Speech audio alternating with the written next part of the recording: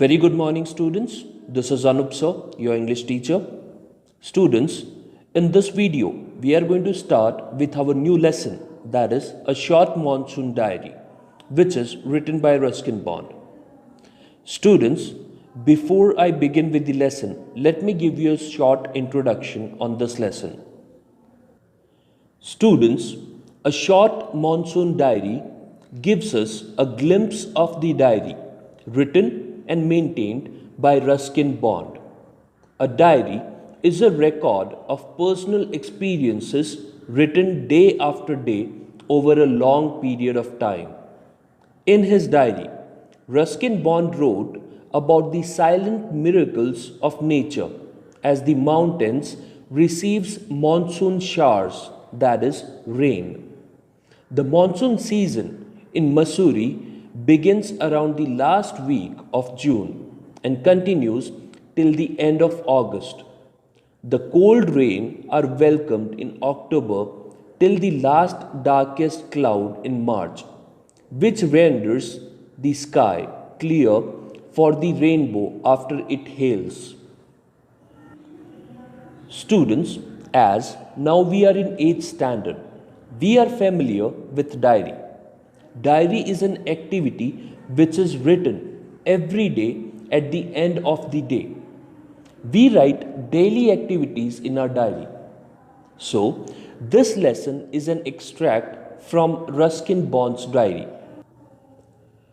So, students, let's begin with the lesson. June 24, the first day of monsoon mist. And it's strange how all the birds fall silent as the mist comes climbing up the hill.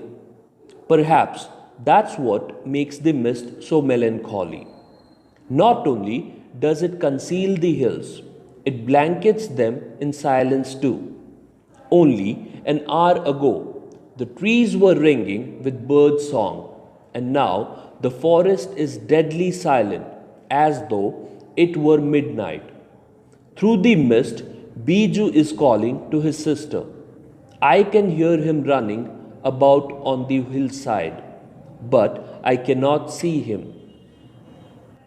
Students, the word mist means a cloud of tiny water droplets suspended in the atmosphere at or near the earth's surface that limits visibility. The word melancholy means very sad. The mist is called melancholy because it makes people feel sad. The word conceal means not allowed to be seen, hide. The word blankets means covers. So, students, the lesson gives us a glimpse into the diary of Ruskin Bond. And the first day being talked about is 24th June, the time around which monsoon begins.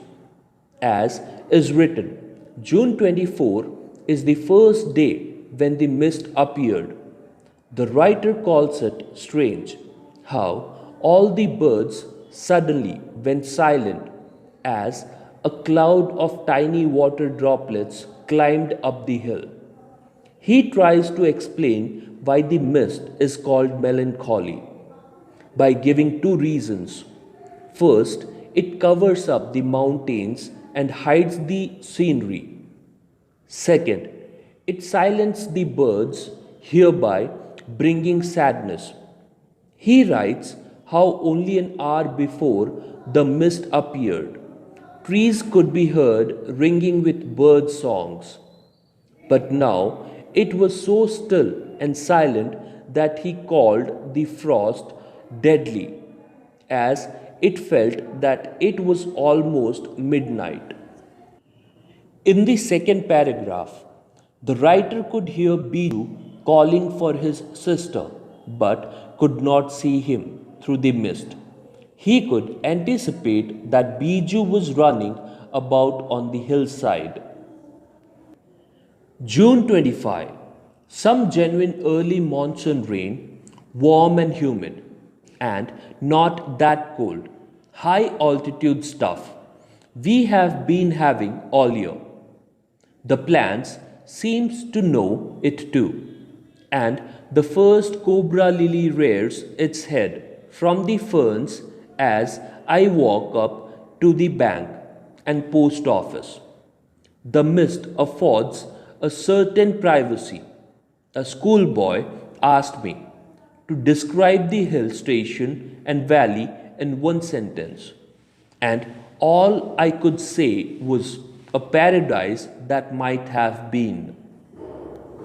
Students, here cobra lily means common name of several plants. Rears means grow or cultivate. Ferns means a flowerless plant with feathery green leaves.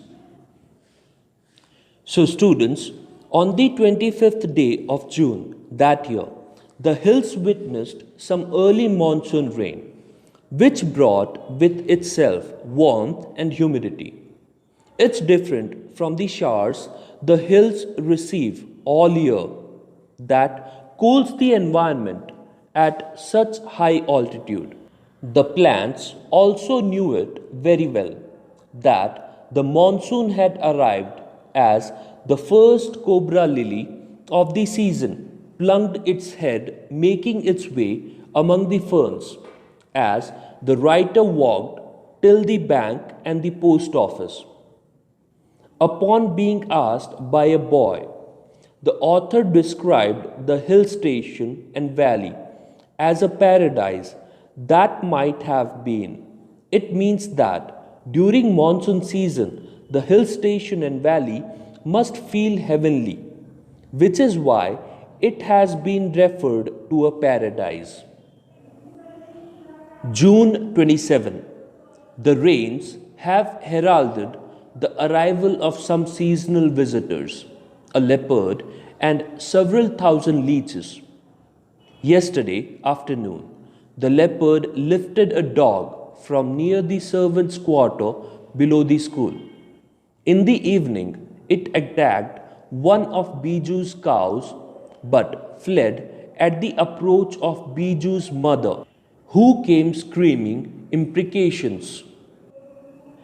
As for the leeches, I shall soon get used to a little bloodletting every day. Other new arrivals are the scarlet minivets. The females are yellow, flitting silently among the leaves like brilliant jewels. No matter how leafy the trees, these brightly colored birds cannot conceal themselves, although by remaining absolute silent, they sometimes contrive to go unnoticed. Along come a pair of drongos, unnecessarily aggressive, chasing the minivets away. Students, here the word heralded means announced or brought the news of. The word imprecations means curses. The word bloodletting means losing blood. Decades ago, leeches were used to remove bloods from a patient's body. Scarlet minivets means bright red bird like a cuckoo. Flitting means move swiftly and lightly. Contrive means manage to do something. Drongos means a songbird with a stout bill. So, students, the rain brought with itself the news of the arrival of a few occasional visitors like the leopard and a quite few thousands of leeches.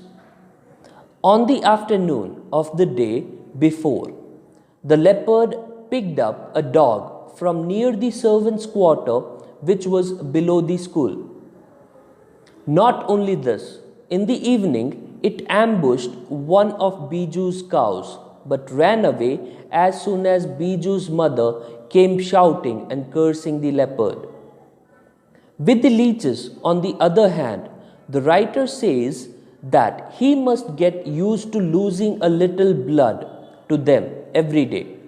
He mentioned a few names that arrived with the rain, such as the scarlet minivets, bright red birds that look like cuckoo. However, the female birds are of yellow color. They move swiftly and lightly among the leaves, giving the appearance of bright jewel among them. These birds are so bright in their color that regardlessly of how leafy the tree is, it is difficult for them to hide themselves. However, sometimes they manage to go unnoticed by remaining absolutely silent. A bird species named drongos also came along, quite unnecessarily aggressive in nature, very angry. They always went behind the minivets to chase them away. A tree creeper moves rapidly up the trunk of the oak tree, snapping up insects all the way. Now that the rains are here, there is no dearth of food for the insectivorous birds. Students, here the word creeper means any plant that grows along the ground, around another plant, or up a wall by means of extending stems or branches. Snapping up means to take someone or something quickly or eagerly. The word dearth means a scarcity or lack of something. The word insectivorous means of an animal. That means feeding on insects or worms. So, students, during this time, a tree creeper climbs up the trunk of the oak tree, eating insects. The rainy season ensures that there is no scarcity of food for the insect eating birds. August 2nd. All night the rain has been drumming on the corrugated tin roof. There has been no storm, no thunder, just the steady swish of a tropical downpour. It helps me to lie awake. At the same time, it doesn't keep me from sleeping. Students, here the word drumming means falling noisily. The word swish means move with a hissing or rushing sound. So, students, the author wrote on August 2 how the rain had been falling noisily on the corrugated tin roof, that is, the tough roof. There was no storm or thunder, just the smooth falling of the tropical raindrops. It made it easier for the author to lie awake. However, at the same time, it didn't prevent him from falling asleep. It is a good sound to read by. The rain outside, the quiet within, and although tin roofs are given to springing unaccountable leaks, there is a feeling of being untouched by and yet in touch with the rain. So, students, here the writer explains how the sound of rain creates a nice atmosphere for reading books. With the rain outside and the silence inside, he even mentions the number of leaks on his tin roof. He says, due to these leaks, the raindrops fall inside his cottage, and being inside the cottage, he yet feels touched with the rain, yet he is untouched with the rain. So, students, this is all about this video. We will continue the next page of the diary of Ruskin Bond in the next video. And before finishing this video, let me give you a short summary of the lesson once again. So, students, the lesson gives us a glimpse into the diary of Ruskin Bond. And the first day being talked about is June 24, the time around which monsoon begins. He mentions how the mist silences the bird song and conceals the hills, making everything invisible. By June 25, humidity emerges as they being receiving some early monsoon rain. The first, Cobra lily, rears its head from the ferns. The author describes the hill station and valley in one sentence as a paradise that might have been. The rains also shows the arrival of a few seasonal visitors like the leopard, like the leeches, like the scarlet minivets and the drongos. Because of the downpour, there is no scarcity of food for the insect eating birds. He mentions how the rain continued all night on August 2. The springing leaks from the tin roof made him feel touched by the rain while actually remaining untouched. So students, will continue this lesson in the next video. Till then, this is Anup sir saying thank you and goodbye.